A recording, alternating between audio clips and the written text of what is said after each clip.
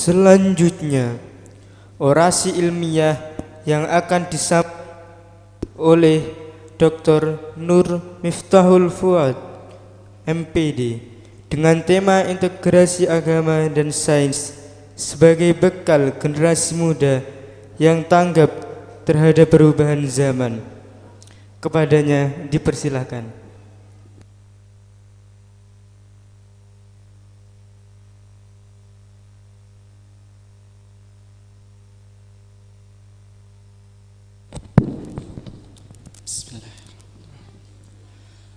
Assalamualaikum warahmatullahi wabarakatuh.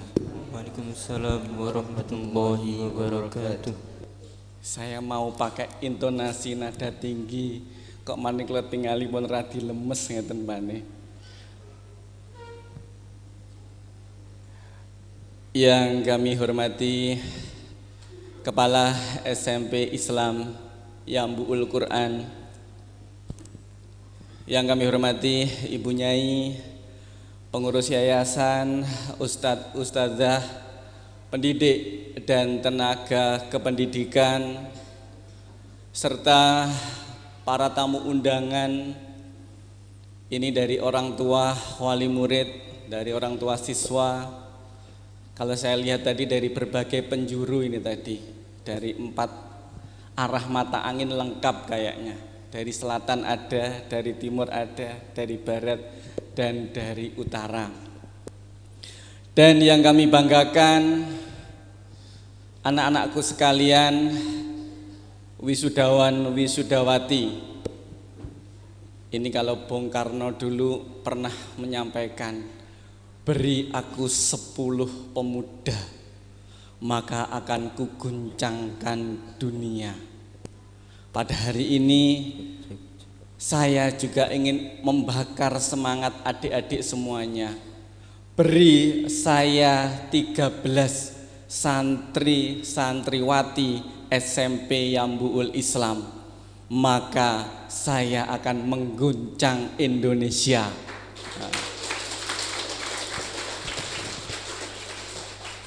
Kasih semangat Ibu Pak Yai menika. Kula kinten wis rada lemes. Puji syukur alhamdulillah pada kesempatan siang hari ini kami dari Dinas Pendidikan bisa bertemu dengan panjenengan semuanya, bisa menyapa panjenengan semuanya, bisa menyaksikan tampilan yang luar biasa dari anak-anakku sekalian. Kalau tadi Pak Rohim berpantun, ini juga kebiasaan kami nggih Pak Yai, berpantun juga di berbagai event. Nah, ini pantunnya singkat saja, tidak sepanjang dari Pak Rohim. Beli ikan diangkut tosa. Wah, cik semangat. SMP Yambu'ul Quran luar biasa.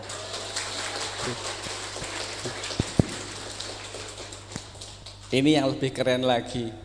Beli ikan diangkut Mercy. Nah, keren men Mbak tuh Mbak Siwa Mbak Mercy. Mercy-nya merek sikil maksudnya. Beli ikan diangkut Mercy, SMP Yambu'ul Quran. Ada yang bisa melanjutkan? Mercy berarti C-nya apa? SMP Yambu'ul Quran segudang prestasi.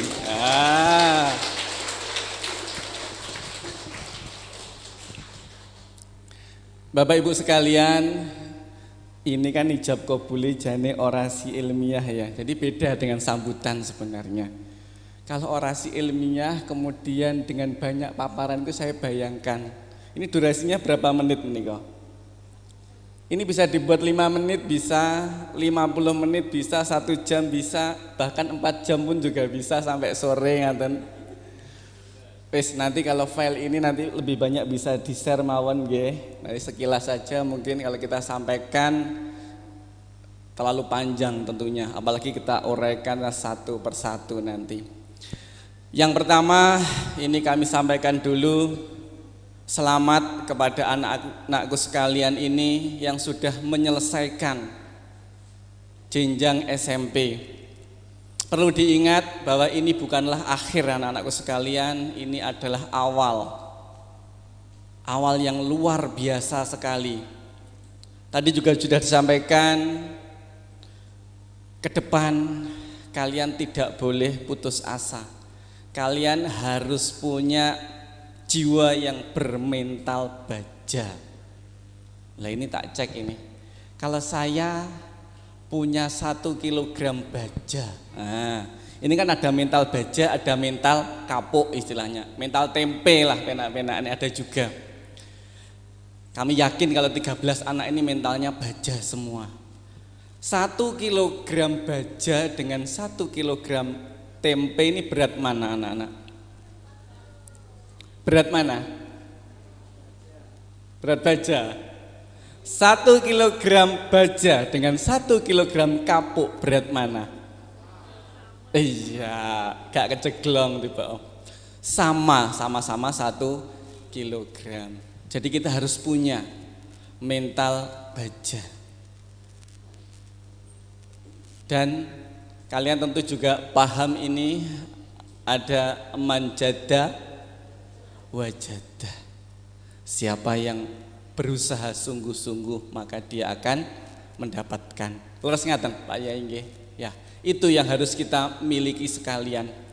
Dan saya ingat betul, saya menjadi saksi sejarah kebetulan dari SMP Islam Yambu'ul Quran ini. Ketika itu tahun 2020 ya Pak, mengajukan proposal pendirian sekolah baru. Dan kebetulan yang visitasi penerbitan izin pendirian sekolah baru yang kesini dari Dinas Pendidikan adalah saya. Ada kebanggaan yang luar biasa. Biasanya kalau pondok itu mendirikannya adalah MTS. Di sini langsung mendirikan SMP. Bahkan saya ingat ketika itu kita ijab qabuli di awal, bener tah ini mendirikan SMP, enggak ngetik ini MTS ae gitu istilahnya gitu. Kita yakinkan, karena kita juga masih ragu, pondok kok mendirikan SMP seperti itu, kok enggak MTS gitu. Ternyata setelah kita konfirmasikan 100% yakin bahwa mendirikan SMP. Sebenarnya ada semacam kekhawatiran, ada semacam pesimisme yang sebenarnya itu nggak boleh kita miliki. Berangkat dari pengalaman beberapa sekolah yang mendirikan SMP yang berangkat dari pondok. Beberapa sekolah itu hanya sekedar formalitas. Wes nggih ngelengkapi aja ben oleh ijazah SMP gitu. Seiring waktu berlalu dan hari ini ternyata dibuktikan bahwa yang ada di pikiran kami adalah salah. SMP Yambu'ul Islam telah membuktikan bahwa berdirinya SMP ini bukan sekedar formalitas, tapi juga benar-benar menjaga kualitas. Bahkan kami sempat memberikan tantangan ketika itu. Jadi gini Bapak Ibu, kalau kita lihat di jenjang SD, itu rata-rata orang tua, wali murid itu sudah mempercayakan putra-putrinya sekolahnya di SD swasta atau ke MI misalnya. Jarang yang seyakin-yakinnya ke SD. Hanya karena alasan tertentu akhirnya masuk SD. Saat ini gitu fenomenanya di Kabupaten Kediri. Sedangkan di SMP ini sebaliknya. Orang tua masih mantap kalau anaknya masuk ke SMP negeri. Sedangkan swasta ini menjadi pilihan yang kedua, pilihan yang ketiga. Sehingga kami simpulkan kalau di SD itu sudah orientasinya sudah swasta minded. Mungkin juga terjadi di daerah Panjenengan sudah mau ke swasta. Tapi kalau SMP masih negeri minded. Karena apa? kualitas tentunya di swasta. Namun dengan apa yang ditampilkan hari ini merubah pandangan, merubah paradigma bahwa SMP swasta itu tidak kalah, bahkan melebihi dari SMP negeri. Itu yang terjadi di sini di SMP Yambu'ul Quran ini. Panjenengan percados Bapak Ibu sekalian, ini orang tua wali ini saya tanya, panjenengan puas enggak Bapak Ibu tadi dengan tampilan anak-anak, dengan output anak-anak kita, puas napa mboten? Puas sekali. Saya juga heran tadi, dalam waktu yang 3 tahun sudah bisa lahir anak-anak yang seperti ini. Dan sejatinya sebenarnya sekolah unggulan itu bukanlah sekolah dengan input anak-anak yang luar biasa, kemudian keluar luar biasa, itu biasa. Contoh kalau di Kabupaten Kediri itu ada SMA 2 Pare, ada SMP 2 Pare, itu inputnya sudah bagus Bapak Ibu. Dibiarkan aja, nggak usah diulang aja, lulusannya juga akan berkualitas itu. Karena dia sudah bisa belajar mandiri, dia juga orang tua, dukungan orang tua, di les nih dan sebagainya. Itu sebenarnya bukan konsep yang unggulan sebenarnya. Konsep unggulan adalah ketika inputnya seadanya atau apapun itu diterima, tapi menghasilkan output yang luar biasa. Inilah yang bisa kita sebut sebagai sekolah unggulan. Dan di tahun pertama ini kami bisa pastikan bahwa SMP Islam Yambu'ul Quran ini termasuk sekolah unggulan. Pesan kami Bapak Ibu untuk semuanya saja, dari yayasan, dari dewan guru, anak-anakku sekalian, bahwa apa yang sudah mekar ini, jadi kalau kita ibaratkan ini baru berbunga, bunganya atau baru bertunas, kalau tumbuhan ini baru. Ayo kita rawat, kita tingkatkan dengan baik, kita sirami, kita beri pupuk yang baik supaya apa? Nanti makin subur.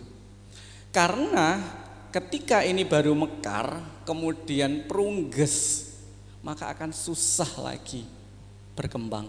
Ini banyak terbukti. Beberapa sekolah yang kemudian di tahun pertamanya aja sudah tidak bisa memikat masyarakat, maka kedepannya tentu akan sangat sulit, akan sangat tertatih-tatih untuk berkembang, untuk menjadi sekolah yang besar. Ini adalah momentum, ini adalah awal yang bagus untuk itu. Dan marketing yang bagus adalah melalui panjenengan semuanya Bapak Ibu sekalian, melalui orang tua wali murid.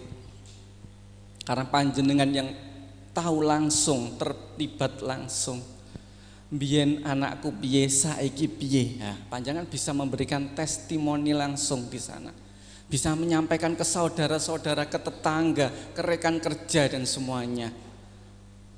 Bahwa terbukti dari SMP Islam Yambu'ul Quran ini melahirkan anak-anak yang luar biasa. Ini kula mboten ngendos lho nggih. Mboten ngendos, ini memang yang terjadi seperti itu kan, bukan iklan, bukan sebagainya. Dan yang terpenting adalah ketika panjenengan puas atas layanan yang diberikan dari SMP ini, sampaikanlah, sebarkanlah. Tapi ketika ada beberapa hal, part-part kecil, pasti ada yang kurang puas, pasti itu namanya layanan, gak mungkin 100% kita memuaskan. Maka sampaikanlah ke pihak yayasan, sampaikanlah ke pihak sekolah, tidak perlu kita sebar luaskan keluar.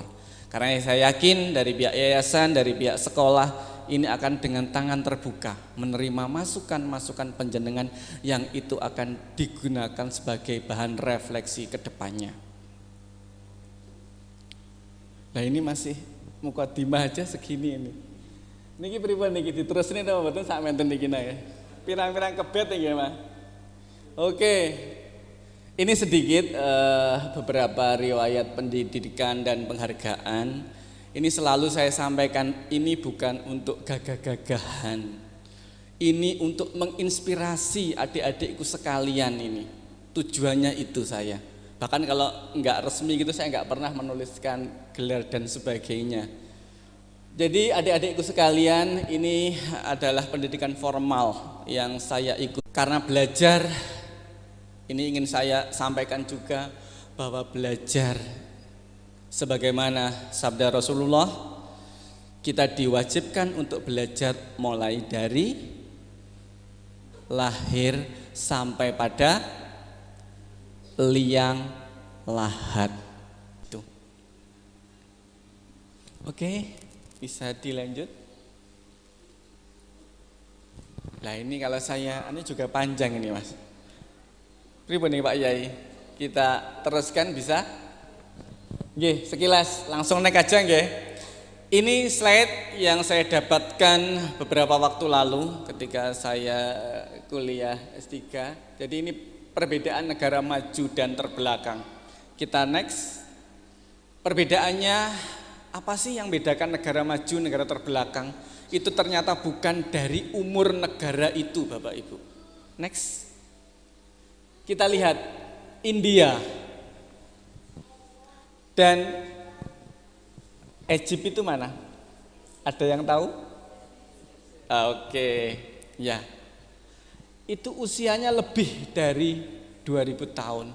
Tapi itu belum masuk sebagai negara yang maju.